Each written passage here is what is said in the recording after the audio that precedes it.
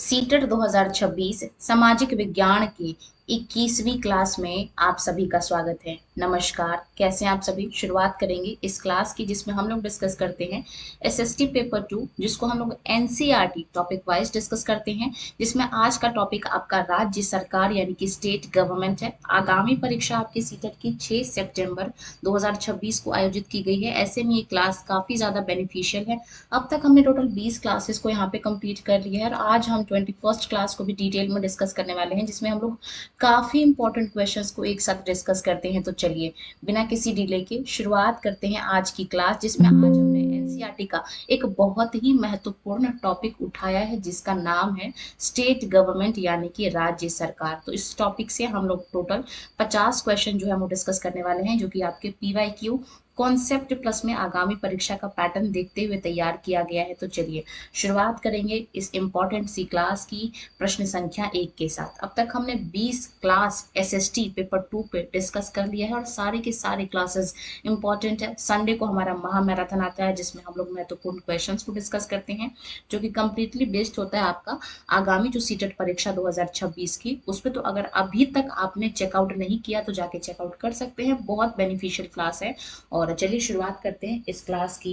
हमारे एनसीईआरटी का ये एक इम्पॉर्टेंट टॉपिक बनता है। प्रश्न संख्या 1 कहता है कि भारत में राज्य सरकार किस स्तर पर काम करती है, यानी कि जो आपका स्टेट गवर्नमेंट है, ये स्टेट गवर्नमेंट किस लेवल पे काम करती है। तो ऑप्शन देख लेते हैं।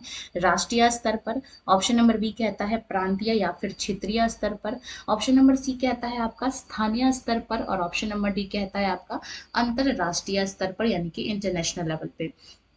तो देखिए हम सभी जानते हैं कि भारत में वर्तमान में 28 स्टेट हैं आपके, ठीक है, और 8 आपके यूनियन टेरिटरी यानी कि केंद्र शासित प्रदेश हैं। तो यहाँ पे जो केंद्र सरकार है हमारे देश में, जो केंद्र सरकार है वो किस पे काम करती है, तो आप कहेंगे राष्ट्रीय स्तर पे। प्रांतीय या फिर क्षेत्रीय स्तर पे आपका जो है वो राज्य सरकार काम करती है, यानी कि ऑप्शन नंबर बी इसका सही उत्तर है। जो स्टेट गवर्नमेंट है वो आपका प्रांतीय या फिर क्षेत्रीय स्तर पर काम करती है। माँ की बात करूँ स्थानीय स्तर पे, तो इसमें पंचायत काम करती है। तो चारों चीजें आपको ध्यान रखना है। और चलिए आगे बढ़ते हैं और देखते हैं सवाल नंबर सेकंड को अपने स्क्रीन पे। क्वेश्चन नंबर 2 कहता है कि राज्य विधानसभा के सदस्य को आमतौर पर क्या कहा जाता है।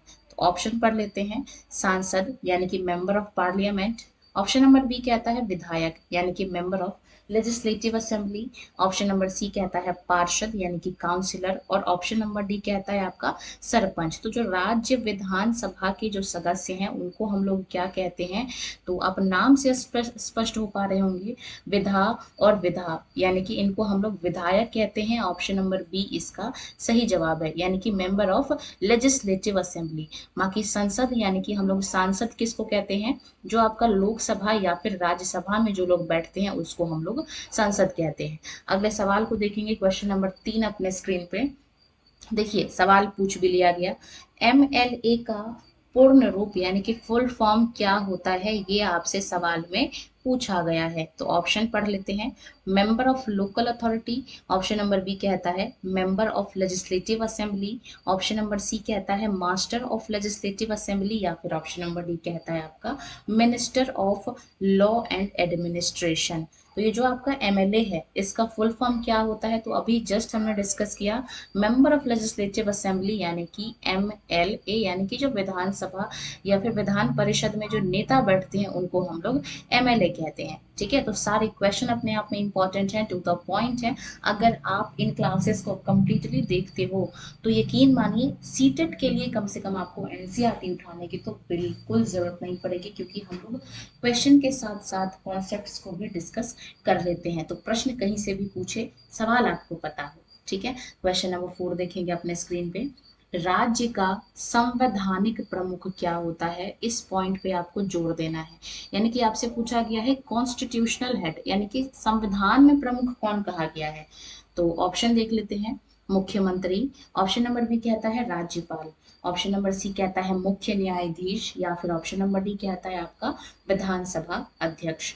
तो हम सभी जानते हैं कि जो राज्य का संवैधानिक प्रमुख है उसको हम लोग राज्यपाल यानी कि गवर्नर कहते हैं। ऑप्शन नंबर बी इस सवाल का सही उत्तर है। बाकी अगर मैं आगे की बात करूं तो यहाँ पे वास्तविक प्रमुख की अगर पूछे जाए, वास्तविक प्रमुख, तो आपको बताना है कि वो मुख्यमंत्री होते हैं। आपके रियल जो प्रमुख होते हैं, रियल हेड, वो आपके मुख्यमंत्री होते हैं, चीफ मिनिस्टर होते हैं। जबकि संवैधानिक प्रमुख आपके गवर्नर होते हैं यानी कि राज्यपाल होते हैं। तो कमेंट सेक्शन में आपने बताना है कि आपके स्टेट का वर्तमान गवर्नर यानी कि वर्तमान राज्यपाल कौन है। ठीक है, अगले सवाल को देखेंगे, सवाल नंबर 5 अपने स्क्रीन पे।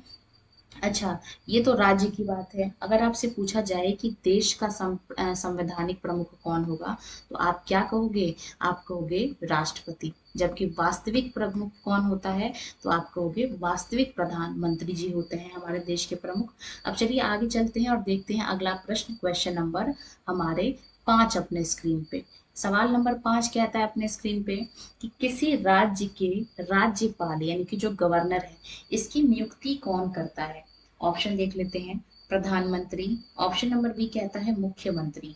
ऑप्शन नंबर सी कहता है भारत के राष्ट्रपति, या फिर ऑप्शन नंबर डी कहता है आपका सर्वोच्च न्यायालय के मुख्य न्यायाधीश। तो किसी राज्य के जो राज्यपाल होते हैं यानी कि जो गवर्नर होते हैं, इनका अपॉइंटमेंट आपका कौन करता है? तो आप कहोगे हमारे भारत देश के राष्ट्रपति जो है वो इनकी नियुक्ति करते हैं, यानी कि ऑप्शन नंबर 5 का, और क्वेश्चन नंबर 5 का ऑप्शन नंबर सी जो है वो इसका करेक्ट आंसर है। बाकी अपॉइंटमेंट की जो चर्चा है वो अनुच्छेद यानी कि आर्टिकल 154 में की गई है, तो ये चीज भी आपको ध्यान रखना है, इससे भी सवाल पूछे जाते हैं। देखिए, कम टाइम में आपको मैक्सिमम आउटपुट देना, ये हमारे इस क्लास की जो है वो कोशिश रहती है। साथ के साथ आगामी परीक्षा 2026 सीटेट में आपको बेस्ट मार्क्स स्कोर करवाना, ये भी हमारी रिस्पॉन्सिबिलिटी है। तो अगर आप हमारी क्लासेस से जुड़ते हैं, पढ़ते हैं, समझते हैं, तो यकीन रखिए कि आप अपने एग्जाम में बेस्ट करने वाले हैं। चलिए आगे बढ़ेंगे, क्वेश्चन नंबर 6 देखेंगे। भारत में विधानसभा चुनाव में मतदान करने की न्यूनतम आयु क्या है? सीटेट केवल एक पात्रता परीक्षा नहीं बल्कि आपके नौकरी का एंट्रेंस है। बस आपको इसको ध्यान रखना है कि अगर आपने सीटेट क्लियर कर लिया तो फिर आप जो एंट्रेंस है आपके टीचर बनने का, वो आपका क्लियर हो जाएगा। फिर अपकमिंग काफ़ी सारी वैकेंसीज हैं, आप यूपी में देख सकते हो, बिहार में देख सकते हो, और भी वेरियस स्टेट्स हैं, दिल्ली वगैरह, हर जगह सीट खाली है, वेकेंट है। तो अगर आप सीटेट है, ये आपका एंट्रेंस गेट है, इसको क्लियर करना मस्ट है। इसके बाद ही आप टीचर बन पाओगे। तो दिल लगा के पढ़िए, मन लगा के पढ़िए और इसको क्रैक कर लीजिए। ठीक है, 90 मार्क्स स्कोर करना कोई बड़ी बात भी यहाँ पे नहीं है। बाकी बात करेंगे क्वेश्चन नंबर 6 की। तो यहाँ आपसे पूछा गया है कि विधानसभा चुनाव में मतदान करने की न्यूनतम आयु क्या है, यानी कि वोट डालने की मिनिमम एज क्या है? तो हम सभी जानते हैं कि वोट डालने की जो मिनिमम एज है, ऑप्शन देख लेते हैं। ऑप्शन नंबर ए कहता है 16 वर्ष, ऑप्शन नंबर बी कहता है 18 वर्ष, ऑप्शन नंबर सी कहता है 21 वर्ष, और ऑप्शन नंबर डी कहता है आपका 25 वर्ष। तो वोट डालने की जो मिनिमम एज है वो हम सभी जानते हैं 18 वर्ष है, यानी कि ऑप्शन नंबर बी इस सवाल का सही जवाब है। पहले ये 21 वर्ष हुआ करता था, लेकिन 61वां संविधान में संशोधन हुआ जिसके तहत वोट डालने की जो मिनिमम एज है उसको 21 से रिड्यूस करके 18 रख दिया गया। ठीक है, आगे बढ़ेंगे, सवाल नंबर 7 देखेंगे। तो भले ही क्वेश्चन कहने के लिए 50 है, लेकिन 50 के साथ साथ हम लोग लगभग 200 पॉइंट्स को डिस्कस कर लेंगे। तो निश्चिंत रहिए, अगर आपने ये क्लास कर लिया है तो आप इस टॉपिक के लिए सेटिस्फाई हो जाएंगे, निश्चिंत हो जाएंगे, फिर कुछ और आपको पढ़ने की ज़रूरत नहीं होगी। एनसीईआरटी तो बिल्कुल भी नहीं उठाना है। क्वेश्चन नंबर 7 देखेंगे। राज्य में वास्तविक कार्यपालिका शक्ति, इस चीज को आपको ध्यान रखना है। वास्तविक कार्यपालिका शक्ति यानी कि रियल एग्जीक्यूटिव पावर किसके पास होती है? ऑप्शन देख लेते हैं। ऑप्शन नंबर ए कहता है राज्यपाल के पास, ऑप्शन नंबर बी कहता है मुख्यमंत्री और उनकी परिषद के पास, ऑप्शन नंबर सी कहता है राष्ट्रपति के पास, या फिर ऑप्शन नंबर डी कहता है आपका मुख्य सचिव के पास। तो देखिए यहाँ पे पूछा गया है रियल पावर, तो चाहे वो देश हो या राज्य हो, रियल पावर केवल और केवल देश में प्रधानमंत्री और राज्य में मुख्यमंत्री की बात होती है, ये रियल ट्रूथ है। तो आपका जो रियल पावर है वो मुख्यमंत्री और उनके मंत्री परिषद यानी कि काउंसिल्स ऑफ मिनिस्टर्स के पास होती है। ऑप्शन नंबर बी इस सवाल का सही जवाब है। जबकि जो संवैधानिक पावर है वो सबसे ज्यादा राज्यपाल के पास होता है। तो आप ऐसा मान लो जैसा देश में राष्ट्रपति वैसे राज्य में राज्यपाल, ठीक है। जैसे देश में प्रधानमंत्री वैसे राज्य में मुख्यमंत्री, ठीक है। बस आपको इस कॉन्सेप्ट का आपको ध्यान रखना है। बाकी नाम भी मैचिंग हो रहा है, राष्ट्रपति रॉ, रॉ से राज्यपाल, उधर प्रधानमंत्री इधर मुख्यमंत्री, ठीक है। तो मंत्री मंत्री बराबर है, राज्य राज्य राष्ट्रपति बराबर है, ठीक है। आगे बढ़ेंगे, क्वेश्चन नंबर 8 देखेंगे। ये भी इम्पोर्टेंट सवाल है। आपसे पूछा गया है कि विधानसभा का चुनाव लड़ने के लिए उम्मीदवार की न्यूनतम आयु पूछी गई है। देखिए, पहले आपसे पूछा गया था वोट डालने की मिनिमम एज। अब आपसे कहा गया है कि अगर आप चुनाव लड़ते हैं, इलेक्शन लड़ते हैं विधानसभा में, तो इसमें मिनिमम एज आपकी कितनी होनी चाहिए। ऑप्शन देख लेते हैं। 21 वर्ष, ऑप्शन नंबर बी कहता है 25 वर्ष, ऑप्शन नंबर सी कहता है 30 वर्ष और ऑप्शन नंबर डी कहता है आपका 35 वर्ष। तो हम सभी जानते हैं यहाँ आपका लोकसभा और विधानसभा दोनों में चुनाव लड़ने की जो मिनिमम एज है वो आपका 25 वर्ष है, यानी कि ऑप्शन नंबर बी इस सवाल का सही उत्तर है। और अनुच्छेद भी आपको ध्यान रखना है, आर्टिकल 173 में विधानसभा की जो मिनिमम एज है, ठीक है, विधानसभा की जो मिनिमम एज है इसकी बात करी गई है। तो साथ के साथ जो इम्पोर्टेंट आर्टिकल्स हैं, अनुच्छेद हैं, हम लोग उसको भी चर्चा में लेके आएंगे। और चलिए अब हम लोग आगे बढ़ते हैं और क्वेश्चन नंबर 9 को देखेंगे। देखिए, ये भी इम्पोर्टेंट सवाल है। राज्यपाल यानी कि गवर्नर बनने के लिए मिनिमम एज क्या आपकी जो है वो निर्धारित की गई है। तो गवर्नर बनने के लिए मिनिमम एज पूछा गया है, तो ऑप्शन देख लेते हैं। ऑप्शन नंबर ए कहता है 25 वर्ष, ऑप्शन नंबर बी कहता है 30 वर्ष, ऑप्शन नंबर सी कहता है 35 वर्ष या फिर ऑप्शन नंबर डी कहता है आपका 40 वर्ष। तो देखिए, कई सारे लोग इस चीज को लेकर कंफ्यूज होते हैं। जैसा कि मैंने आपसे कहा था कि जैसे देश में राष्ट्रपति हैं वैसे राज्य में राज्यपाल हैं। तो राष्ट्रपति और यहाँ पे राज्यपाल दोनों के लिए मिनिमम एज आपकी 35 वर्ष होना चाहिए, यानी कि ऑप्शन नंबर सी इस सवाल का सही उत्तर है। बाकी प्रधानमंत्री बनने के लिए आपकी जो मिनिमम एज है वो 25 वर्ष होगा। वो तब होगा जब प्रधानमंत्री लोकसभा से कैंडिडेट होंगे। अगर वो राज्यसभा के कैंडिडेट होंगे तो फिर उनकी मिनिमम एज आपकी 30 वर्ष होना चाहिए। तो ये चीज भी आपको ध्यान रखना है।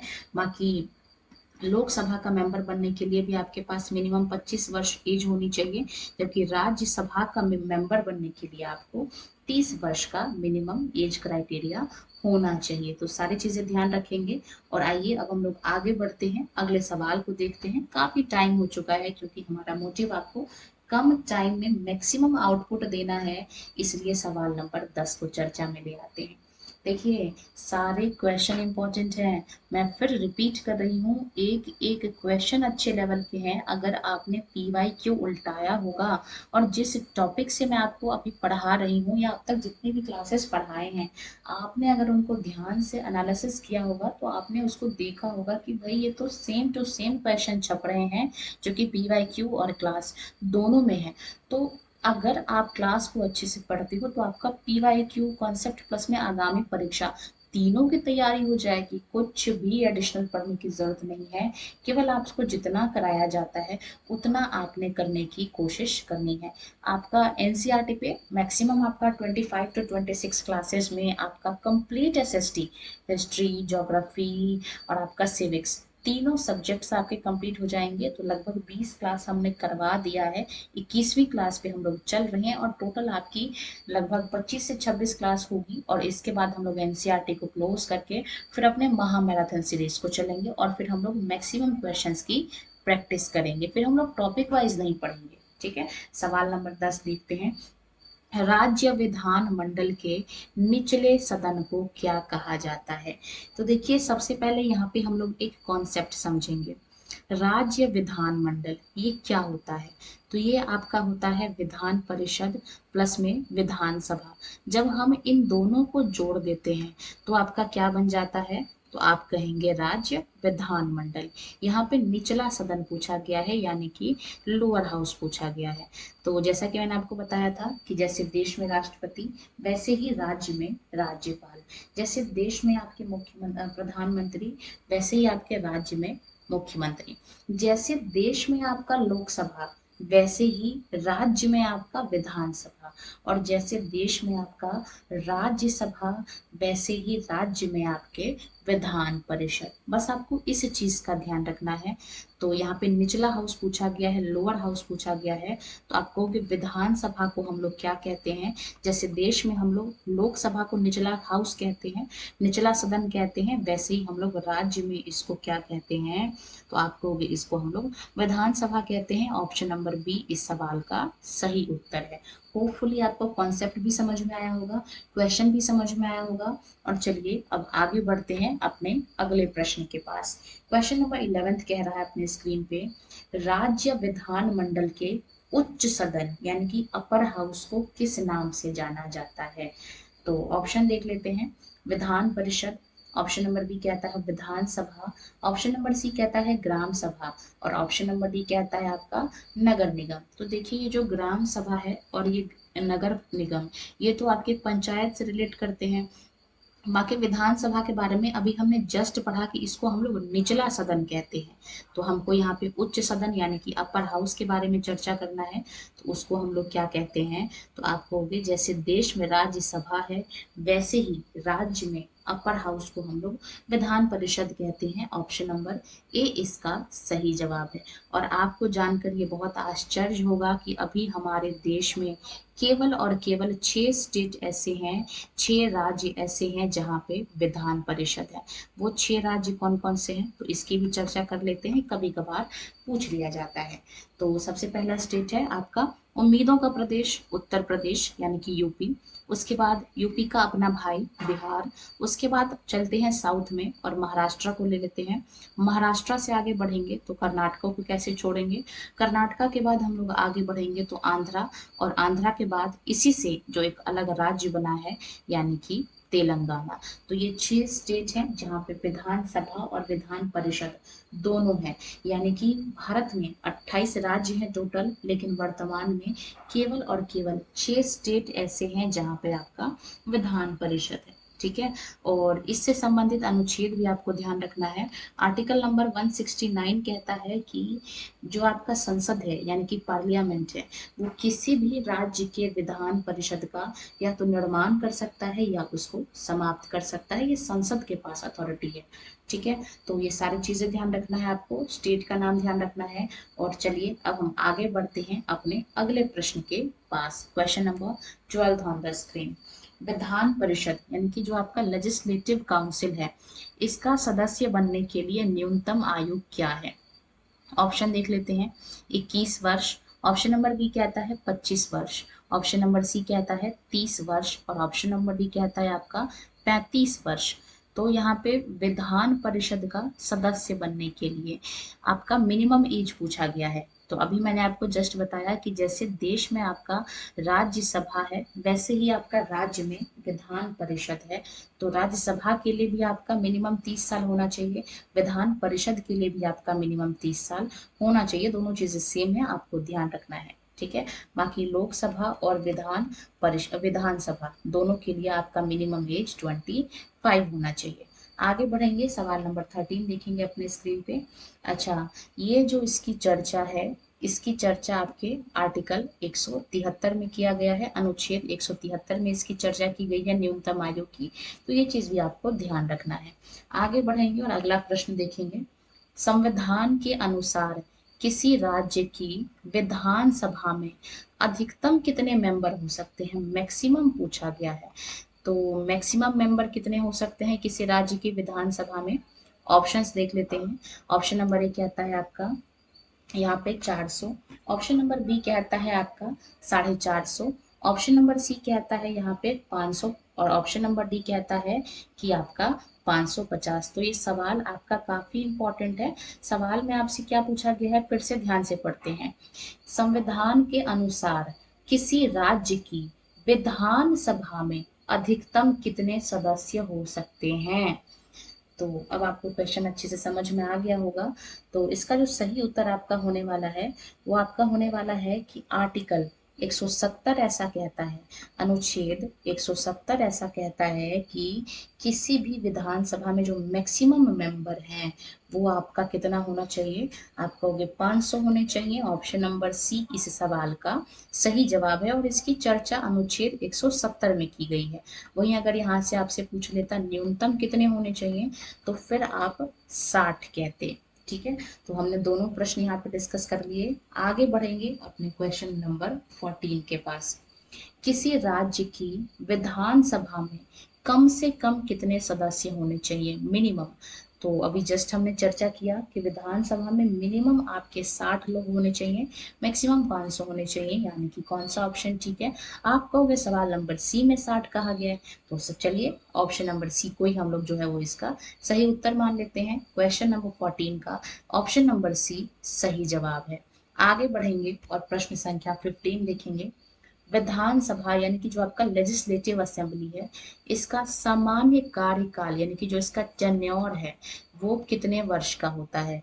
तो ऑप्शन देख लेते हैं। ऑप्शन नंबर ए कहता है आपका 4 वर्ष, ऑप्शन नंबर बी कहता है 5 वर्ष, ऑप्शन नंबर सी कहता है 6 वर्ष और ऑप्शन नंबर डी कहता है आपका निश्चित नहीं है। तो विधानसभा यानी कि जो आपका लेजिस्लेटिव असेंबली है, इसका जो मिनिमम टेन्योर है वो आपका 5 साल होता है ना। ऐसे ही जो आपका लोकसभा है, इसमें भी जो कार्यकाल होगा वो भी आपका 5 साल होगा। बाकी अगर यहाँ पे मैं बात करती हूँ विधान परिषद की, तो इसमें जो है आपका कितना कार्यकाल होगा, तो आप कहोगे इसमें सदस्यों का जो कार्यकाल है वो 6 साल होता है और राज्यसभा में भी सदस्यों का कार्यकाल 6 साल होता है। ठीक है, तो दोनों चीजें आपको ध्यान रखना है। आगे बढ़ेंगे, प्रश्न संख्या 16 देखेंगे।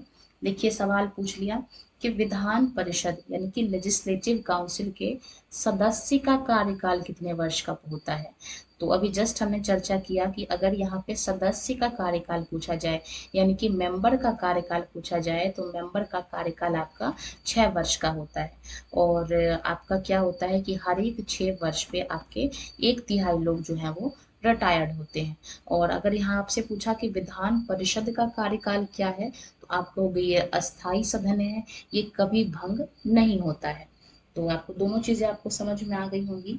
और अगर इसकी मैं चर्चा करूं तो आर्टिकल 172 में भी इसकी चर्चा की गई है कि सदस्य का कार्यकाल कितना होगा। आगे बढ़ेंगे, सवाल नंबर 17 देखेंगे। विधान परिषद के कितने सदस्य हर 2 साल में सेवानिवृत्त यानी कि रिटायर्ड हो जाते हैं।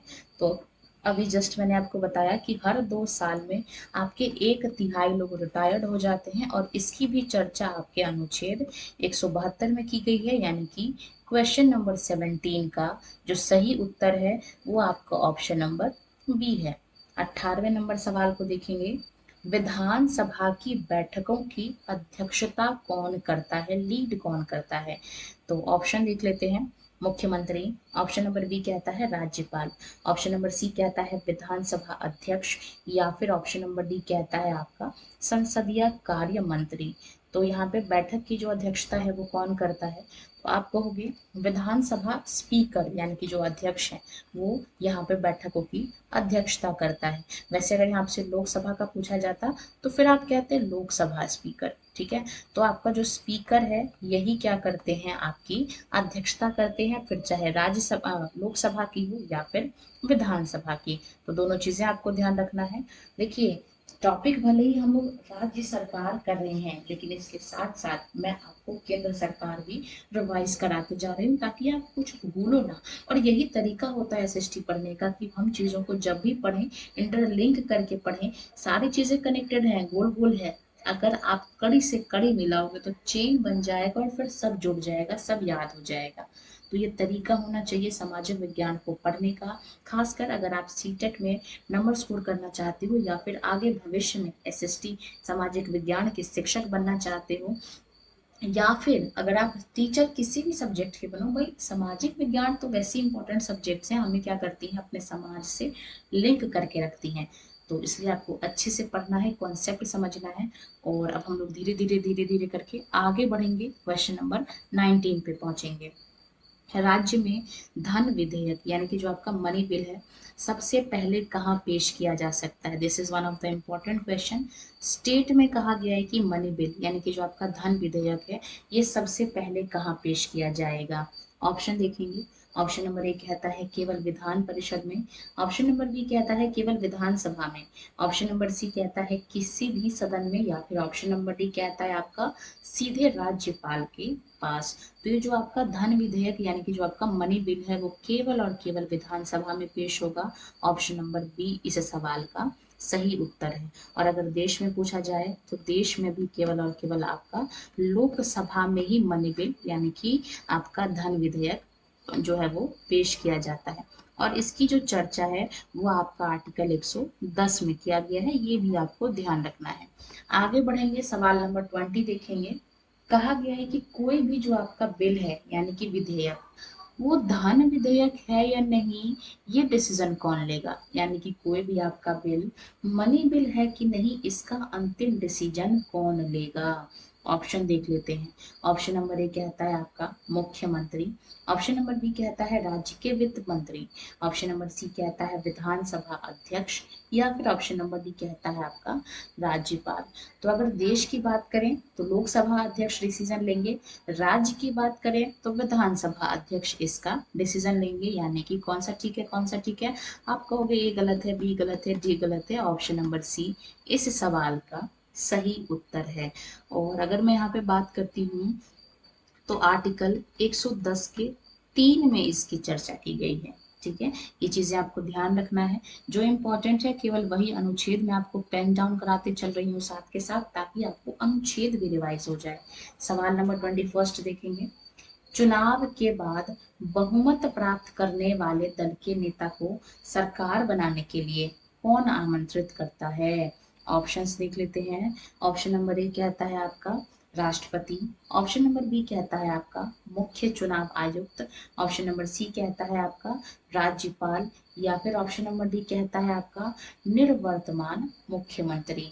तो क्योंकि यहाँ पे हम लोग क्या किस टॉपिक के बारे में पढ़ रहे हैं, आप लोग राज्य सरकार के बारे में पढ़ रहे हैं, तो ये क्वेश्चन थोड़ा सा क्लियर नहीं है। यहाँ पे कहना चाहिए था कि देश का चुनाव है या राज्य का चुनाव है, ये हमको नहीं पता।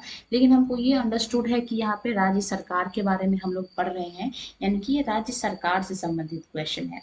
तो अगर स्टेट में कोई बहुमत दल प्राप्त करता है तो उसको जो है वो राज्यपाल जी बुलाएंगे। ऑप्शन नंबर सी इस सवाल का सही उत्तर है। वहीं अगर यहाँ पे देश की बात होती तो हम राष्ट्रपति को चुनते, राज्य की बात है तो हम राज्यपाल को चुनेंगे। सवाल नंबर 22 देखेंगे।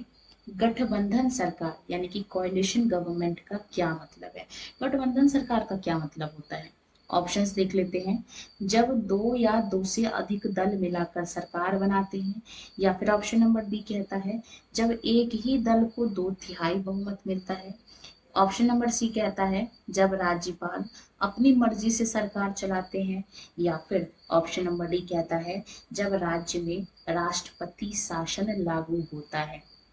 तो गठबंधन सरकार क्या होता है कि मान लीजिए कोई एक पार्टी है, उसको मेजोरिटी नहीं मिली, ठीक है, तो वो क्या करती है एक छोटे मोटे पार्टी के साथ मिलकर क्या करती है एक कंप्लीट पार्टी मिलाती है, जिसमें इनको बहुमत भी मिल जाता है, सीटें भी बढ़ जाती हैं, और ये मिलकर जो है वो सरकार चलाते हैं। यानी कि 22 नंबर सवाल का option number A is the right answer.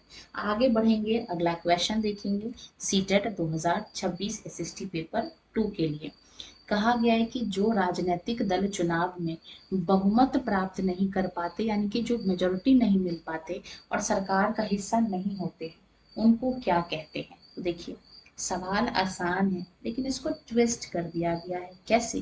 भाषा से, है ना। तो यहाँ पे उन्होंने पूछा गया है कि जो हारी हुई पार्टी है हम लोग उनको क्या कहते हैं। ठीक है, ऑप्शंस देख लेते हैं। सत्ताधारी दल, ऑप्शन नंबर बी कहता है विपक्ष। ऑप्शन नंबर सी कहता है स्वतंत्र दल, या फिर ऑप्शन नंबर डी कहता है आपका क्षेत्रीय दल।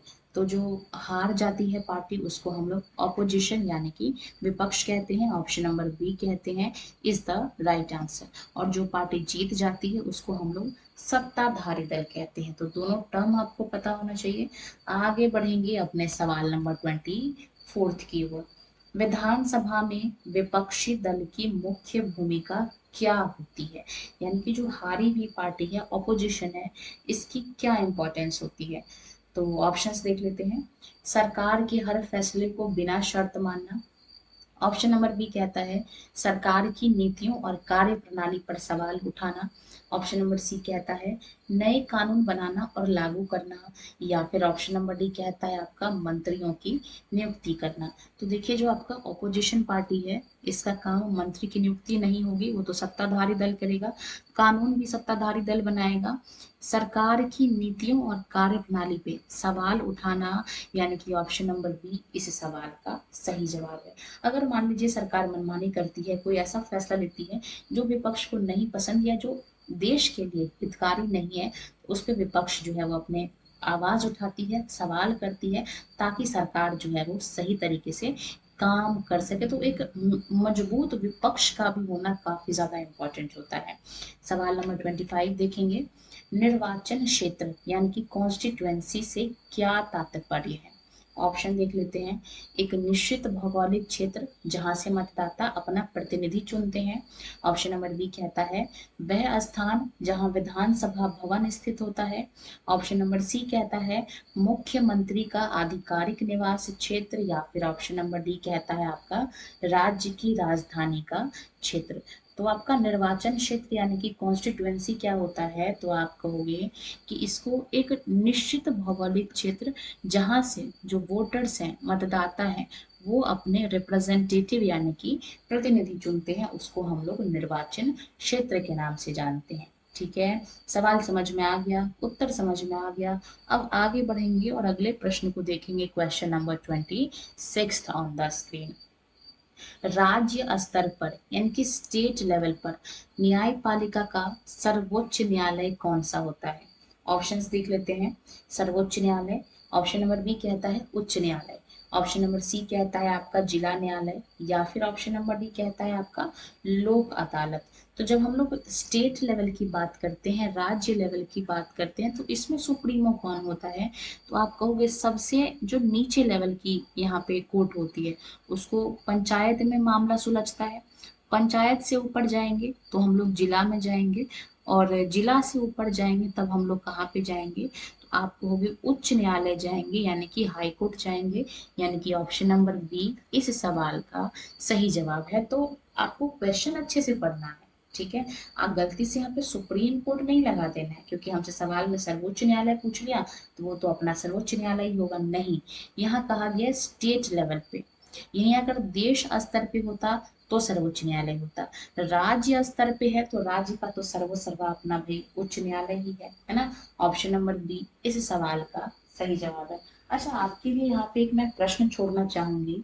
आपने बताना है कि वो कौन सा उच्च न्यायालय है जिसमें मैक्सिमम स्टेट जो है वो अपना आते हैं, कवर होता है। ठीक है, यानी कि 2-4 स्टेट ऐसे हैं जिसका केवल और केवल एक ही उच्च न्यायालय है। वो स्टेट्स कौन सा है और वो उच्च न्यायालय कौन सा है, दोनों बातें आपने बताना है। सवाल नंबर 27 देखेंगे। राज्य के उच्च न्यायालय यानी कि जो हाई कोर्ट है, उसके जो मुख्य न्यायाधीश है यानी कि जो चीफ जस्टिस हैं, इनकी नियुक्ति कौन करता है, अपॉइंटमेंट कौन करता है। ऑप्शन देख लेते हैं। ऑप्शन नंबर ए कहता है राज्य का राज्यपाल। ऑप्शन नंबर बी कहता है राज्य का मुख्यमंत्री। ऑप्शन नंबर सी कहता है भारत के राष्ट्रपति। या फिर ऑप्शन नंबर डी कहता है आपका राज्य के कानून मंत्री। तो चाहे देश का उच्च न्यायालय सर्वोच्च न्यायालय हो या राज्य का उच्च न्यायालय हो, दोनों के मुख्य न्यायाधीशों की नियुक्ति आपके महामहिम भारत के राष्ट्रपति करते हैं। ठीक है, ऑप्शन नंबर सी इस सवाल का सही जवाब है। तो भले ही हम लोग राष्ट्रपति को क्रिटिसाइज करते हैं, रबर स्टैम्प, लेकिन भाई ये बात तो आपको माननी पड़ेगी कि पोस्ट सबसे ऊंचा इन्हीं का है। ठीक है, बाकी बात करेंगे। सवाल नंबर 28 को देखेंगे। यहाँ पे कहा गया है कि जो आपका स्वास्थ्य है यानी कि जो हेल्थ है, पुलिस है और कृषि, ये जैसे मैटर हैं यानी कि इस तरह के जो विषय हैं, वो किस सूची में आते हैं, किस शेड्यूल में आते हैं, ये आपसे पूछा गया है, जिस पर राज्य सरकार कानून बनाती है। देखिए ये भी कह दिया गया कि इस पे कानून कौन बनाता है, तो आप कहोगे राज्य सरकार। तो चलिए देख लेते हैं ऑप्शन को। ऑप्शन नंबर ए कहता है संघ सूची यानी कि union list. Option number B कहता है समवर्ती सूची यानी कि concurrent list. Option number C कहता है राज्य सूची यानी कि स्टेट लिस्ट। और ऑप्शन नंबर डी कहता है आपका अवशिष्ट शक्तियां। तो देखिए हम लोग सभी जानते हैं कि ये जो आपका जितनी भी पावर्स हैं इसकी चर्चा किसमें की गई है, तो आप कहोगे इसकी चर्चा अनुसूची 7 में की गई है। ठीक है, तो पहली चीज जो है आपको ये ध्यान रखना है कि अनुसूची 7 में इसकी चर्चा की गई है। जितना भी पावर है उसको हमने 3 भाग में बांटा है, संघ सूची, राज्य सूची और आपका समवर्ती सूची। संघ सूची पे आपका जो है वो केंद्र सरकार कानून बनाती है। ठीक है, तो केंद्र सरकार का नाम ध्यान रखना है। समवर्ती में आपका दोनों मिलके काम करती है और राज्य सूची में आपके जो राज्य लेवल के लोग हैं, राज्य सरकार, वो कानून बनाती है। तो यहाँ पे हमसे पूछा गया है स्वास्थ्य, पुलिस और कृषि, इस पे कानून राज्य सरकार बना रही है, यानी कि ऑप्शन नंबर सी इस सवाल का सही उत्तर है। बाकी अगर मैं आगे की बात करूं तो संघ सूची में पहले आपके जो है वो 97 विषय थे, अब 100 विषय कर दिया गया है, 3 बढ़ा दिया गया है। संघ सूची में वो चीजें आएंगी जिसका पूरे देश पे इफेक्ट पड़ रहा है, जैसे कि रक्षा हो गया, डिफेंस हो गया, रेलवे, बैंकिंग, ये सारी चीजें। ठीक है, राज्य में वो आएगा जो आपका स्टेट पे आपका इफेक्ट पड़ेगा, जैसे कि आपका पुलिस हो गया, स्वास्थ्य हो गया, कृषि हो गया। पहले इसमें टोटल 66 विषय थे, अब 5 कम कर दिया यानी कि 61 कर दिया गया है। ठीक है, और अगर समवर्ती की बात करूं तो इसमें कानून दोनों बनाएंगे, लेकिन अगर विवाद हो जाता है तो केंद्र का कानून सर्वोपरि होगा। तो इस चीज का भी आपको ध्यान रखना है। पहले इसमें टोटल 90, पहले इसमें कितने मैटर थे, तो आपको हो गए 47 मैटर थे, अब इसको बढ़ा के 52 कर दिया गया है। तो समवर्ती सूची क्या होता है, जिसमें लगभग दोनों यानी कि केंद्र और राज्य दोनों की जो बात मानना वो इम्पोर्टेंट है, वो आपका समवर्ती सूची में आता है। तो इसमें कौन कौन से मुद्दे आएंगे, आपको हो गया विवाह शादी से संबंधित जो कानून बनाते हैं, इसके अलावा आपका शिक्षा हो गया, वन हो गया, ये कुछ इंपॉर्टेंट चीजें हैं, ये आपको ध्यान रखना है। बाकी जो आपकी अवशिष्ट शक्ति है ये आपका संघ में ही आता है, ये भी आपको ध्यान रखना है। तो चारों ऑप्शन आपको पता होना चाहिए। क्वेश्चन नंबर 28 का सही जवाब ऑप्शन नंबर सी है। अनुसूची 7 में आता है, 3 प्रकार की आपके पावर्स को डिस्ट्रीब्यूट किया गया है और आपको सभी चीजें पता चल गई कि पहले कितने विषय थे, अब कितने विषय हैं, इन तीनों में कौन कौन सी जो चीजें हैं वो आती हैं, सभी चीजें हमने डिस्कस कर लिया, यानी कि कंप्लीट अनुसूची 7 को यहाँ पे हमने डिस्कस कर लिया। ठीक है, आगे बढ़ेंगे। देखिए अगर आपको किसी भी क्वेश्चन में कोई भी कंफ्यूजन हो रहा हो तो वो आप कमेंट सेक्शन में छोड़ सकते हैं, हम आपको बताने की पूरी पूरी कोशिश करेंगे, समझाने की कोशिश करेंगे। ठीक है, या फिर अगर आप कोई सजेशन भी देना चाहो तो वो भी आप दे सकते हो, हम उसको इम्प्लीमेंट करने की भी कोशिश करेंगे, क्योंकि आफ्टर ऑल क्लास आपके लिए है, आपके लिए बनाया गया है, तो आपके लिए बेनिफिशियल होना चाहिए। क्वेश्चन नंबर 29 देखेंगे, मुख्यमंत्री की सलाह पर राज्य के अन्य मंत्रियों की नियुक्ति किसके द्वारा की जाती है। ऑप्शन देख लेते हैं, विधानसभा अध्यक्ष, ऑप्शन नंबर बी कहता है उच्च न्यायालय के मुख्य न्यायाधीश, ऑप्शन नंबर सी कहता है राज्यपाल, या फिर ऑप्शन नंबर डी कहता है आपका राष्ट्रपति। तो मुख्यमंत्री की सलाह पर अन्य मंत्रियों की नियुक्ति आपके राज्यपाल करते हैं, गवर्नर करते हैं। ऑप्शन नंबर सी इस सवाल का सही जवाब है। आज के 30वें नंबर सवाल को देखेंगे, राज्य के मंत्री परिषद यानी कि मिनिस्टर्स ऑफ काउंसिल राज्य के किसके प्रति उत्तरदायी होते हैं, किसके प्रति रिस्पॉन्सिबल होते हैं। ऑप्शंस देख लेते हैं, राज्यपाल के प्रति, ऑप्शन नंबर बी कहता है विधान परिषद के प्रति, ऑप्शन नंबर सी कहता है विधान सभा के प्रति, या फिर ऑप्शन नंबर डी कहता है आपका मुख्यमंत्री के प्रति। तो ये जो आपके मंत्री हैं ये कहाँ बैठते हैं, तो आपको विधानसभा में बैठेंगे, जो चुने हुए इलेक्टेड हैं, यानी कि ऑप्शन नंबर सी इस सवाल का सही जवाब है। ठीक है, जनता ने किसको चुन के भेजा है, तो आप कहोगे जो लोग विधानसभा में बैठे हैं तो वो उन्हीं के प्रति रिस्पॉन्सिबल होंगे, है ना, यानी कि क्वेश्चन नंबर 30 का ऑप्शन नंबर सी सही उत्तर है। आगे बढ़ेंगे सवाल नंबर 31 की ओर, सरकार द्वारा बुलाई गई प्रेस वार्ता यानी कि प्रेस कॉन्फ्रेंस का मुख्य उद्देश्य क्या होता है, यानी कि सरकार प्रेस कॉन्फ्रेंस क्यों बुलाती है, मीडिया को क्यों बुलाती है। ऑप्शंस देख लेते हैं, ताकि वो मंत्रियों को मनोरंजन कर सके, यानी कि मंत्रियों को मनोरंजन करने के लिए। ऑप्शन नंबर बी कहता है मीडिया को सरकार के निर्णय और कार्यों की जानकारी देने के लिए। ऑप्शन नंबर सी कहता है चुनाव के लिए टिकटों का बंटवारा, या फिर ऑप्शन नंबर डी कहता है आपका विधानसभा में नया बजट पेश करना। तो ये जो आपका प्रेस कॉन्फ्रेंस है, प्रेस वार्ता है, इसका मुख्य उद्देश्य क्या होता है? तो आप कहोगे मीडिया को सरकार के निर्णय और कार्यों की जानकारी देने के लिए इसका मुख्य उद्देश्य होता है प्रेस कॉन्फ्रेंस का। और अब चलिए आगे बढ़ेंगे, सवाल नंबर 32 को देखेंगे। कहा गया है कि विधानमंडल द्वारा पारित कोई विधेयक यानी कि जो बिल है वो कानून कब बनता है, यानी कि एक्ट कब बनता है? तो ऑप्शंस देख लेते हैं। जब विधानसभा इसको पास कर दे। ऑप्शन नंबर बी कहता है जब मुख्यमंत्री उस पर साइन कर दे। ऑप्शन नंबर सी कहता है जब राज्यपाल उस पर साइन कर दे। या फिर ऑप्शन नंबर डी कहता है कि जब मीडिया में इसकी घोषणा हो जाए।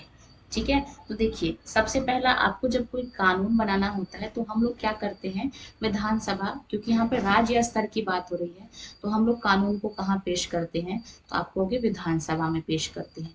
यहाँ अगर मेजोरिटी मिल जाती है, यहाँ अगर बहुमत मिल जाता है, तो साइन किसके होंगे? क्योंकि राज्य के सर्वोसर्वा तो हमारे राज्यपाल जी होते हैं, तो राज्यपाल साइन करेगा। और जब ये लोग जब साइन कर दिए जाएंगे तो ये एक्ट बन जाएगा, कानून बन जाएगा। यानी कि ऑप्शन नंबर सी इस सवाल का सही जवाब है।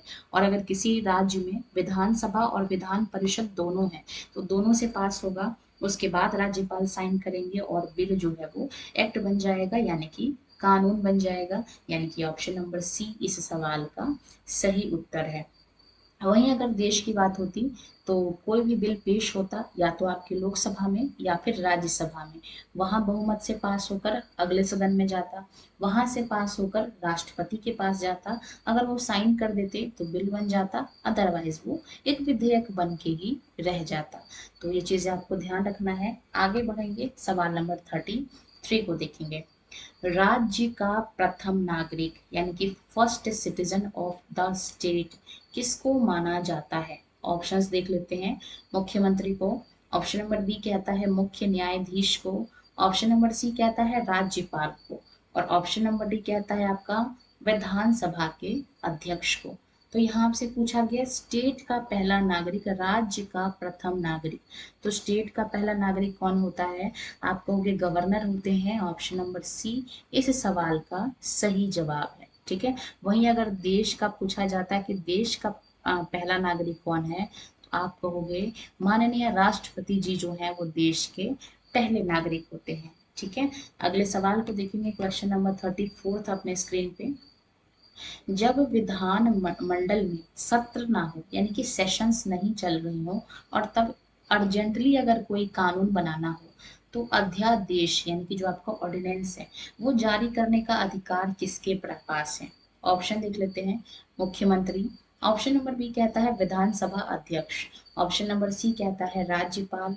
या फिर ऑप्शन नंबर डी कहता है आपका मुख्य सचिव। तो देखिए जब विधान सभा या फिर विधान परिषद का सत्र नहीं चल रहा हो, सेशन नहीं चल रहे और अर्जेंटली कोई नियम या कोई कानून बनाना हो, तो हम लोग क्या करते हैं, तो अध्यादेश पास करते हैं यानी कि ऑर्डिनेंस पास करते हैं, जिसमें राज्य स्तर पर राज्यपाल और देश स्तर पर राष्ट्रपति जो है वो साइन करके क्रिएट कर सकते हैं। ठीक है, तो यहाँ पे राज्यसभा का पूछा गया था, विधानमंडल का पूछा, सॉरी विधानमंडल का पूछा गया था, राज्य लेवल पे पूछा गया था, तो राज्यपाल के नियम से राज्यपाल को जारी करने का इसका आदेश है। अच्छा, कमेंट में आपने बताना है कि ये किस अनुच्छेद के अंदर आता है, ये प्रश्न आपके लिए है। सवाल नंबर 35 देखेंगे। यदि किसी राज्य में संवैधानिक तंत्र यानी कि जो भी पावर है वो विफल हो जाता है, अनसक्सेसफुल हो जाता है, तो वहां पर कौन सा शासन लागू होता है? ऑप्शन देख लेते हैं। राष्ट्रपति शासन। ऑप्शन नंबर बी कहता है राष्ट्रीय आपातकाल। ऑप्शन नंबर बी कहता है वित्तीय आपातकाल। या फिर ऑप्शन नंबर डी कहता है आपका सैन्य शासन। तो अगर किसी राज्य में मुख्यमंत्री सही से उस राज्य को नहीं चला पा रहे हो, संवैधानिक तंत्र फेल हो जाता है, तो वहां पे आर्टिकल 356 लग जाता है, यानी कि आप कहोगे राष्ट्रपति शासन लग जाता है। ऑप्शन नंबर ए इस सवाल का सही उत्तर है। आगे बढ़ते हैं। अच्छा, राष्ट्रीय आपातकाल का अनुच्छेद क्या होता है? तो आप कहोगे 352 होता है। वित्तीय आपातकाल का क्या होगा? तो आप कहोगे 360 होगा, है ना? तो तीनों चीजें आपको ध्यान रखना है। बाकी आपको ये भी ध्यान रखना है कि आज तक हमारे देश में वित्तीय आपातकाल नहीं लगा। बाकी राष्ट्रपति शासन और राष्ट्रीय आपातकाल दोनों लगा है। आगे बढ़ेंगे, सवाल नंबर 36 को देखेंगे। क्वेश्चन नंबर 36 देखेंगे अपने स्क्रीन पे। राज्य सरकार के प्रशासन का यानी कि एडमिनिस्ट्रेशन का सबसे बड़ा पदाधिकारी कौन होता है, यानी कि एडमिनिस्ट्रेटिव हेड कौन होता है। ऑप्शंस देख लेते हैं। ऑप्शन नंबर ए कहता है चीफ सेक्रेटरी यानी कि मुख्य सचिव। ऑप्शन नंबर बी कहता है डीजीपी यानी कि पुलिस महानिदेशक। ऑप्शन नंबर सी कहता है महाधिवक्ता और ऑप्शन नंबर डी कहता है आपका कैबिनेट के मंत्री। तो प्रशासन का जो सबसे बड़ा अधिकारी होता है आपके राज्य लेवल पे, स्टेट लेवल पे, उसको हम लोग क्या कहते हैं, तो उसको हम लोग मुख्य सचिव यानी कि चीफ सेक्रेटरी कहते हैं। ऑप्शन नंबर ए इस सवाल का सही उत्तर है। आगे बढ़ेंगे, अगले सवाल को देखेंगे। राज्य के महाधिवक्ता यानी कि एडवोकेट जनरल की नियुक्ति कैसे होती है। तो एडवोकेट जनरल जो है वो राज्य सरकार का सबसे बड़ा वकील होता है। ये चीज आपको ध्यान रखना है। तो इसकी नियुक्ति कौन करता है, ऑप्शंस देख लेते हैं। ऑप्शन नंबर ए कहता है मुख्यमंत्री। ऑप्शन नंबर बी कहता है राज्यपाल। ऑप्शन नंबर सी कहता है भारत के राष्ट्रपति और ऑप्शन नंबर डी कहता है आपका मुख्य न्यायाधीश। तो इसकी नियुक्ति की चर्चा, आपके महाधिवक्ता एडवोकेट जनरल की चर्चा अनुच्छेद 165 में किया गया है। तो ये चीज आपको ध्यान रखना है। और इसकी नियुक्ति हमारे राज्य के राज्यपाल करते हैं, गवर्नर करते हैं, यानी कि ऑप्शन नंबर बी इस सवाल का सही जवाब है। तो जैसे देश में राष्ट्रपति है वैसे ही राज्य में राज्यपाल है। दोनों की इंपॉर्टेंस अपने अपने जगह पे सर्वोच्च है। आगे सवाल देखेंगे, question number 38 on the screen. राज्य सरकार का वार्षिक बजट, जो उनका एनुअल बजट होता है, वो विधानसभा में किसके नाम पर पेश किया जाता है। ऑप्शन देख लेते हैं। मुख्यमंत्री के नाम पे। ऑप्शन नंबर बी कहता है वित्त मंत्री के नाम पर। ऑप्शन नंबर सी कहता है राज्यपाल के नाम पर या फिर ऑप्शन नंबर डी कहता है आपका प्रधानमंत्री के नाम पर। तो स्टेट गवर्नमेंट का जो आपका वार्षिक बजट यानी कि जो आपका एनुअल बजट होता है, ये किसके नाम पे आपका पेश किया जाता है, तो आपको वित्त मंत्री के नाम पे पेश किया जाता है। ऑप्शन नंबर बी इस सवाल का सही जवाब है। और इसकी जो चर्चा है वो किस में की गई है, तो आर्टिकल आपका 202 में किया गया है। ये भी आपको जो है वो साथ के साथ ध्यान रखना है। तो जो इंपॉर्टेंट आर्टिकल से अनुच्छेद है वो भी मैं आपको साथ के साथ रिकॉल कराते जा रही हूँ ताकि चीजें आपको याद हो जाए। सवाल नंबर 39 देखेंगे। भारत के कितने राज्यों में वर्तमान में द्विसदनीय विधानमंडल है, यानी कि आपका विधानसभा भी है और विधान परिषद भी है। तो देखिए, विधानसभा तो आपके भारत के सभी राज्यों में है ना। और विधान परिषद की बात करूं तो ये आपका करंट में 6 स्टेट में जो है वो होता है। अभी हमने पहले भी इसकी चर्चा की है और वो ऑप्शन नंबर बी इस सवाल का सही जवाब है। और वो 6 स्टेट कौन से हैं ये भी मैंने आपको लिखवा दिया है, तो अगेन इसकी चर्चा हम लोग नहीं करेंगे। आगे देखेंगे सवाल नंबर 40 अपने स्क्रीन पे। यदि मुख्यमंत्री बनते समय व्यक्ति विधानमंडल का सदस्य नहीं है तो उसे कितने समय में सदस्य बनना होगा। यानी कि ये हम जानते हैं कि अगर किसी को मुख्यमंत्री बनना है, चीफ मिनिस्टर बनना है, तो उसको विधानमंडल यानी कि विधान परिषद या फिर विधानसभा का मेंबर होना चाहिए। अगर नहीं है तब भी मुख्यमंत्री बन गया तो उसको कितने समय में उसकी सदस्यता लेनी होगी। ऑप्शंस देख लेते हैं। ऑप्शन नंबर ए कहता है आपका 1 महीने के अंदर। ऑप्शन नंबर बी कहता है 3 महीने के अंदर। ऑप्शन नंबर सी कहता है 6 महीने के अंदर और ऑप्शन नंबर डी कहता है आपका 1 वर्ष के भीतर। तो इसकी चर्चा आपके आर्टिकल 164 के 4 में की गई है, ये आपको ध्यान रखना है। और इसको कितने महीने के अंदर सदस्यता लेना होगा, तो आपको होगे विदिन 6 मंथ यानी कि 6 महीने के अंदर अंदर इसको सदस्यता लेनी पड़ेगी। क्वेश्चन नंबर 41 देखेंगे अपने स्क्रीन पे। राज्य विधान मंडल का सत्र बुलाने और उसको सत्रावसान करने का अधिकार किसको है, यानी कि बुलाने और खत्म करने का अधिकार किसका है, राइट किसका है, ये आपसे पूछा गया। यानी कि विधानसभा में जो सत्र होते हैं, सेशंस होते हैं या फिर विधान परिषद, इसको बुलाने और खत्म करने का राइट किसके पास है, आपसे ये पूछा गया है। तो ऑप्शन देख लेते हैं। ऑप्शन नंबर ए कहता है मुख्यमंत्री को। ऑप्शन नंबर बी कहता है विधानसभा के अध्यक्ष को। ऑप्शन नंबर सी कहता है राज्यपाल को या फिर ऑप्शन नंबर डी कहता है आपका संसदीय कार्य मंत्री को। तो सत्र बुलाने का जो अधिकार है ये आपके विधानसभा अध्यक्ष को है, यानी कि ऑप्शन नंबर बी इस सवाल के सही जवाब है। आगे देखेंगे, आगे बढ़ेंगे, अपने अगले सवाल को देखेंगे। एक राज्य से दूसरे राज्य के बीच होने वाली नदी जल विवाद, ठीक है, जैसे आपका कावेरी नदी जल विवाद है, तो मतलब एक उदाहरण दिया है, तो इसका निपटारा कौन करता है, कौन इसकी प्रॉब्लम्स को रिजॉल्व करता है। ऑप्शंस देख लेते हैं। ऑप्शन नंबर ए कहता है आपका मुख्यमंत्री। ऑप्शन नंबर बी कहता है राज्यपाल। ऑप्शन नंबर सी कहता है राष्ट्रपति और ऑप्शन नंबर डी कहता है आपका सर्वोच्च न्यायालय या फिर विशेष ट्रिब्यूनल। तो देखिए अगर ट्रिब्यूनल बना है तो वो उसका निपटारा करेगा, अगर ट्रिब्यूनल नहीं बना है तो सुप्रीम कोर्ट जो है वो इस पर डिसीजन देगी, निर्णय देगी, यानी कि ऑप्शन नंबर डी इस सवाल का सही उत्तर है। चलिए आगे बढ़ेंगे, देखेंगे question number 43 on the screen. विधानसभा में सदस्यों द्वारा पूछे जाने वाले प्रश्नों का उत्तर देने की जिम्मेदारी किसकी होती है, यानी कि विधानसभा में जो सदस्य क्वेश्चंस पूछते हैं तो उसको उत्तर देने की रिस्पॉन्सिबिलिटी किसकी होती है। ऑप्शन देख लेते हैं। ऑप्शन नंबर ए कहता है राज्यपाल की, ऑप्शन नंबर बी कहता है संबंधित विभाग के मंत्री की, ऑप्शन नंबर सी कहता है विधानसभा अध्यक्ष की, या फिर ऑप्शन नंबर डी कहता है आपका विपक्ष के नेता की। तो उत्तर देने की जो रिस्पॉन्सिबिलिटी होती है आपकी वो किसकी होती है, तो आप कहेंगे जिस विभाग का मंत्री है वही जो है वो उस क्वेश्चन का जवाब देगा। मैंने मान लीजिए अगर एजुकेशन से रिलेटेड कोई क्वेश्चन पूछ रहा है तो उसका उत्तर शिक्षा मंत्री देंगे। पानी से संबंधित अगर कोई प्रश्न पूछ रहा है तो जल शक्ति मंत्रालय उसका उत्तर देगी। उद्योग से संबंधित अगर कोई क्वेश्चन है तो उद्योग मंत्री उसका उत्तर देंगे। तो जिस चीज से, जिस सेक्टर से सवाल पूछा जा रहा है वही मंत्री उसका आंसर देने के लिए रिस्पॉन्सिबल होंगे। आगे बढ़ेंगे, देखेंगे question number 44 on the screen. राज्य सरकार के खिलाफ अविश्वास प्रस्ताव यानी कि नो कॉन्फिडेंस मोशन कहाँ पेश किया जाता है राज्य सरकार के खिलाफ। तो ऑप्शंस देख लेते हैं। ऑप्शन नंबर बी कहता है, ए कहता है विधान परिषद में, ऑप्शन नंबर बी कहता है विधानसभा में, ऑप्शन नंबर सी कहता है उच्च न्यायालय यानी कि हाई कोर्ट्स में, और ऑप्शन नंबर डी कहता है आपका राजभवन में। तो अगर हम लोग राज्य सरकार के खिलाफ अगर हम लोग अविश्वास प्रस्ताव अगर हम पेश करते हैं तो वो हम कहाँ करते हैं, तो जहां मंत्री बैठेंगे, और मंत्री कहाँ बैठते हैं आपकी सत्ताधारी पार्टी के, आप कहेंगे विधानसभा में, यानी कि ऑप्शन नंबर बी जो है वो इस सवाल का सही जवाब है। यही अगर अविश्वास प्रस्ताव अगर केंद्र सरकार के लिए होता तो ये कहाँ पेश किया जाता, तो आप कहते लोकसभा में। तो दोनों चीजें आपको ध्यान रखना है। आगे बढ़ेंगे, अगले सवाल को देखेंगे, question number 45 on the screen. कहा गया है कि यदि विधानसभा में अविश्वास प्रस्ताव पारित हो जाता है, पास हो जाता है, तो इसका रिजल्ट क्या होगा, परिणाम क्या होगा। ऑप्शन देख लेते हैं। मुख्यमंत्री सहित पूरी मंत्रिपरिषद को इस्तीफा देना पड़ेगा। ऑप्शन नंबर बी कहता है कि केवल राज्यपाल को इस्तीफा देना पड़ेगा।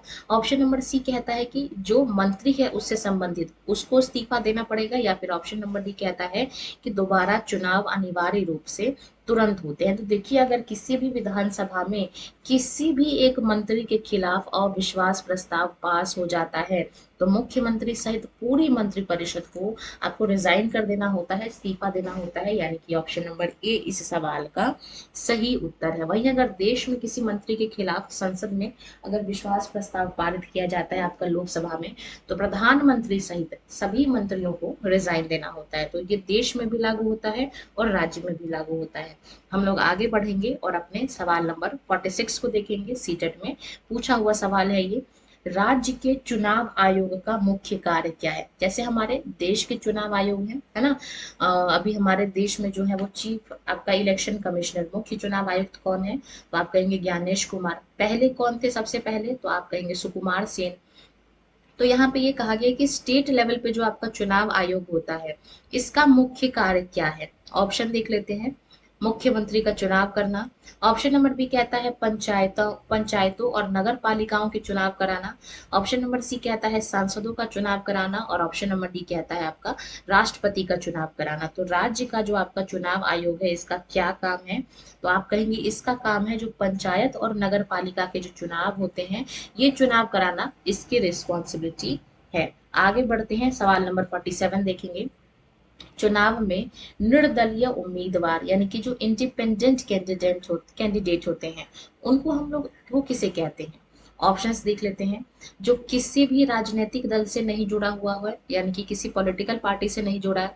ऑप्शन नंबर बी कहता है जो चुनाव हार जाता है। ऑप्शन नंबर सी कहता है जो विपक्ष का नेता होता है, और ऑप्शन नंबर डी कहता है जो सत्ताधारी दल का होता है। तो देखिए निर्दलीय उम्मीदवार यानी कि इंडिपेंडेंट कैंडिडेट हम लोग उसको कहते हैं जिसका रिलेशन किसी भी पॉलिटिकल पार्टी से नहीं होता, यानी कि जो किसी भी राजनीतिक दल से जुड़ा नहीं होता है। तो सवाल नंबर 47 का सही जवाब है ऑप्शन नंबर ए। आगे बढ़ेंगे, क्वेश्चन नंबर 48 देखेंगे अपने स्क्रीन पे। विधान परिषद धन विधेयक को यानी कि मनी बिल को अधिकतम कितने दिनों तक अपने पास रोक सकती है। ठीक है। तो हम सभी जानते हैं कि विधान परिषद राज्य स्तर पे इसमें आपका धन विधेयक जो है वो पेश नहीं किया जा सकता। ऐसे ही देश के स्तर पर राज्यसभा में आपका मनी बिल पेश नहीं होता है ना, लेकिन पास कराने के लिए दोनों सदन में जाना पड़ता है। तो सबसे पहले ये कहाँ पास होगा, अगर हम लोग राज्य की बात करें तो आप कहेंगे विधानसभा में। विधानसभा में मेजोरिटी मिलेगी तब कहाँ जाएगी, विधान परिषद में। लेकिन ये इसको रोक नहीं सकती, ना ही इसको कैंसिल कर सकती है, इसको पास करना ही पड़ेगा। मैक्सिमम ये कितना दिन डिले कर सकती है, कितने दिन स्टे लगा सकती है, तो ऑप्शंस देख लेते हैं। ऑप्शन नंबर ए कहता है 14 दिन, ऑप्शन नंबर बी कहता है 1 महीना, ऑप्शन नंबर सी कहता है 3 महीने, या फिर ऑप्शन नंबर डी कहता है आपका 6 महीने। तो जो आपका मनी बिल है इसको स्टे लगा सकती है विधान परिषद केवल और केवल 14 डेज। और इसकी जो चर्चा है वो आर्टिकल 198 में की गई है, अनुच्छेद 198 में इसकी चर्चा है। चलिए आगे बढ़ते हैं, आज के 49 नंबर सवाल को देखते हैं। लोकतांत्रिक व्यवस्था में राज्य सरकार अपने कार्यों के लिए किसके प्रति जवाबदेही है। ऑप्शंस देख लेते हैं। केवल राज्यपाल के प्रति, ऑप्शन नंबर बी कहता है केवल राष्ट्रपति के प्रति, ऑप्शन नंबर सी कहता है जनता के प्रति यानी कि विधानसभा के माध्यम से, या फिर ऑप्शन नंबर डी कहता है आपका न्यायपालिका के प्रति। तो लोकतांत्रिक व्यवस्था में यानी कि डेमोक्रेटिक सिस्टम में जो स्टेट गवर्नमेंट है वो अपने काम के लिए किसके प्रति रिस्पॉन्सिबल है, तो आप कहेंगे जनता के प्रति, यानी कि विधानसभा के माध्यम से जो लोग चुन के आते हैं उनके प्रति रिस्पॉन्सिबल है। और आज के अंतिम सवाल को देखेंगे इस टॉपिक का। किसी राज्य में विधान परिषद को समाप्त या फिर सृजित करने का अधिकार किसके पास है। तो जब ये क्वेश्चन आया था विधान परिषद से संबंधित, तभी मैंने आपको बता दिया था कि ये चीज क्रिएट करने या फिर खत्म करने का अधिकार किसके पास है। तो देखिए क्वेश्चन भी आ गया, तो हम वो क्वेश्चन आने तक का इंतजार नहीं करते हैं। मान लीजिए कोई टॉपिक अगर आपसे पूछ लिया तो उससे संबंधित जितने भी पॉसिबल क्वेश्चंस हैं वो हम लोग आपको एट द सेम टाइम हम आपको बता देते हैं, ताकि चीजें आपको वहीं पे याद हो जाए। हाँ, अगर फिर कोई क्वेश्चन पूछ जाता है तो वेल एंड गुड, आपको क्वेश्चन पता चल जाएगा कि किस तरह से प्रश्न पूछे जा रहे हैं और आपको वापस रिवाइज हो जाएगा। तो इसकी चर्चा हमने कर ली है ऑलरेडी कि ये जो है विधान परिषद, हम जानते हैं कि भारत में केवल 6 राज्य ऐसे हैं जहाँ पे हमारा विधान परिषद भी है। तो इसको निर्माण या फिर खत्म करने का अधिकार किसके पास है, तो आप कहोगे संसद के पास है, पार्लियामेंट के पास है। और ये जो है आपका राज्य विधानसभा की सिफारिश पर इसको जो है वो क्रिएट किया जाता है। तो क्वेश्चन नंबर 50 का आंसर नंबर आपका बी जो है वो सही उत्तर है। तो इसी के साथ आज के हमारे टॉप इम्पोर्टेंट 50 क्वेश्चंस राज्य सरकार टॉपिक से एनसीईआरटी से कंप्लीट होते हैं। और इसी के साथ क्लास को यहीं पे एंड करते हैं। अगर आपको वीडियो अच्छी लगी हो, क्लास अच्छी लगी हो, वीडियो को लाइक करना, चैनल को सब्सक्राइब करना, ऐसी ही क्लासेस को कॉन्टिन्यूसली देख लेने के लिए धन्यवाद।